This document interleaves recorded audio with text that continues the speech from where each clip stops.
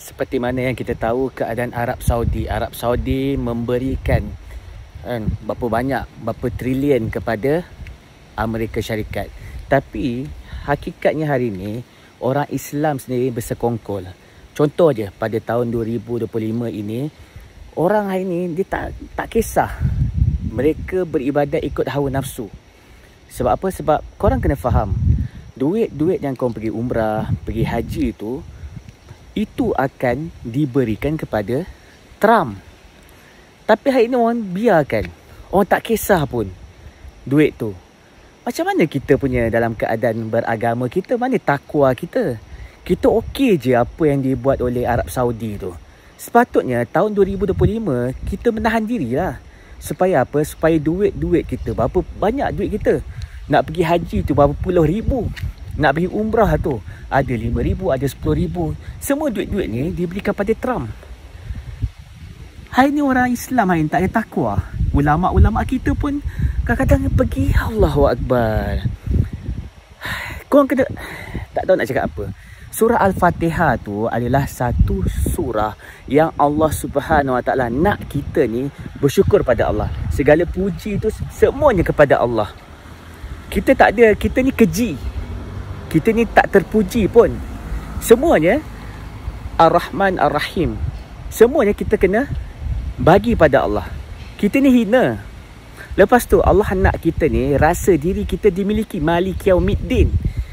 Kita kena tahu Allah ni yang menguasai kehidupan hari kiamat nanti. Jadi Allah nak kita rasa kita ni dimiliki oleh Allah. Sebab tujuan hidup kita adalah untuk akhirat. Itu yang kita kena faham. Lepas tu Allah SWT suruh kita pula, suruh kita apa? Suruh kita fikir. Suruh kita fikir yang bahawasanya Allah Subhanahu Wa Taala nak kita ni ihdinas siratal mustaqim. Kita kena ikut jalan mereka-mereka, para anbiya, para syuhada, kan, pada siddiqin. Mereka-mereka yang Allah SWT dah tetapkan 4 golongan tu. Lepas tu Allah SWT suruh kita pula buat apa? Ghairil maghdubi alaihim waladdallin. Supaya kita tidak ikut Yahudi dan Nasara. First kali kita kena faham, duit kita tu diberikan pada Yahudi. Trump tu, mereka-mereka mak saleh ni, mereka itu Yahudi, Nasara. Tapi kenapa kita tak nak jadi orang yang bertakwa, berhati-hati? Orang-orang yang bertakwa ni, dia berhati-hati setiap apa yang dia miliki, nak disalurkan kat mana, duit apa yang mereka dapat, mereka nak bagi balik pada apa, jalan-jalan yang diredai oleh Allah. Mereka ini berhati-hati. Tapi hari ni kita okey je. Kita tak ambil berat isu semasa, fitnah hari ni. Pelik ah. Kenapa jadi macam tu ah? Kenapa kita tak jadi orang yang bertakwa? Na'udzubillah min zalik. Sepatutnya kita menahan diri. Agama ni kita kena menahan diri. Contoh macam mana Allah Subhanahu Wa Taala beri ujian pada sahabat. Macam mana Allah Subhanahu Wa Taala tukar arah kiblat. Macam tu juga kita. Allah suruh kita ni, ujian kita menahan diri dekat akhir zaman ni. Dan ada fasa-fasa dia. Dia bukan kita ikut saja-saja je apa yang dibuat oleh datuk nenek moyang kita, agama yang kita anuti daripada mereka. Tapi dia ada fasa-fasa dia. Fasa-fasa dia Allah suruh ubah. Fasa-fasa kita ni kena ikut Imam Mahdi. Macam mana cari Imam Mahdi? Sebab bila kita ikut cara kita hari ni buat sesuatu ikut apa hawa nafsu kita sama macam Bani Israel. Kita sama macam Bani Israel. Kita buat sesuatu perkara tu ikut hawa nafsu. Ara'aita man ittakhadha ilahahu hawa. Tidakkah kau melihat Muhammad, mereka-mereka yang mengambil hawa nafsu mereka sebagai Tuhan yang disembah. Sebab tu hari ni kita kena hati-hati, kita kena berwaspada. Kita bimbang-bimbang kita jadi seperti Yahudi dan Nasara. Mereka menganuti agama datuk nenek moyang mereka dan mereka rasa itulah pegangan mereka. Sedangkan Allah nak kita menganuti agama ikut perintah Allah. Dia ada fasa-fasa dia. Bila fasa kena ubah. Na'udzubillah min zalik. Kita ini Allah, kita tak faham. Surah Al-Fatihah tu pun kita tak faham.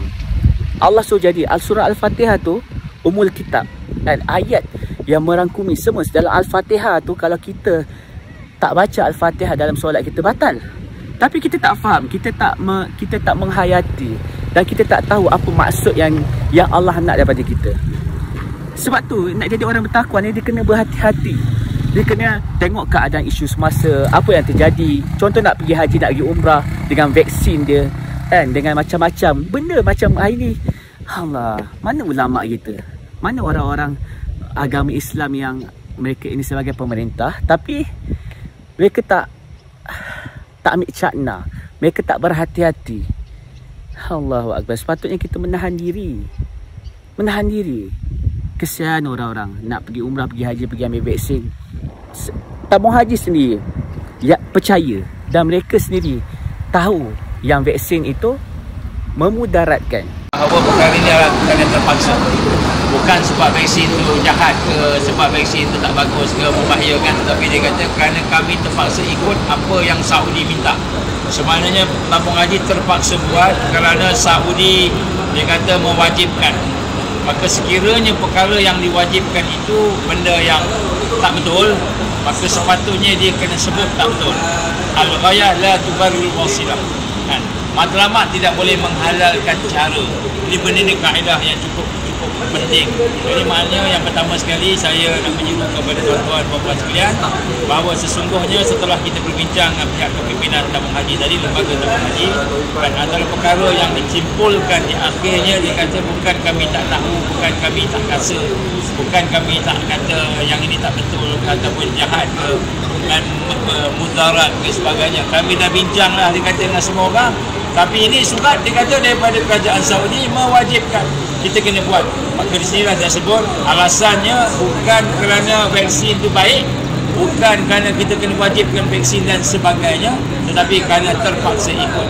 Maka di sinilah saya sebut. Nampak gaya macam mereka tahu yang benda ni bahaya. Memang tahu. Dia tahu. Memang tapi tahu. Dia nak teruskan, konon terpaksa. Ya, daripada apa yang disebut tadi, maknanya dia terpaksa ikut kerana kehendak Saudi. Tapi hakikatnya hari ni macam mana keadaan? Sebab apa? Sebab keuntungan, sebab cintakan dunia. Na'udzubillah min zalik. Kita macam manalah nak jawab depan Allah nanti. Kita ini Allahu Akbar, Allahu Akbar. Banyak benda yang kita ikut suka hati kita je, pakai bedal je. Na'udzubillah min zalik, insya-Allah. Jadi apa pendapat korang lah? Korang tolong komen kat bawah kan. Nak tahu juga adakah korang sedar benda-benda yang berlaku sekarang ni? Macam mana sistem sekular yang mendominasi kehidupan hampir seluruh dunia. Dan sistem demokrasi yang dibawa oleh Yahudi ni, takkan kita tak tahu. Duit kertas yang dibawa oleh Yahudi ni, takkan kita tak ambil cakna. Sepatutnya kita kena berhati-hati, kita menahan diri. Na'udzubillah min zalik, insya-Allah. La ilaha illallah Muhammadur Rasulullah. Ini baru betul.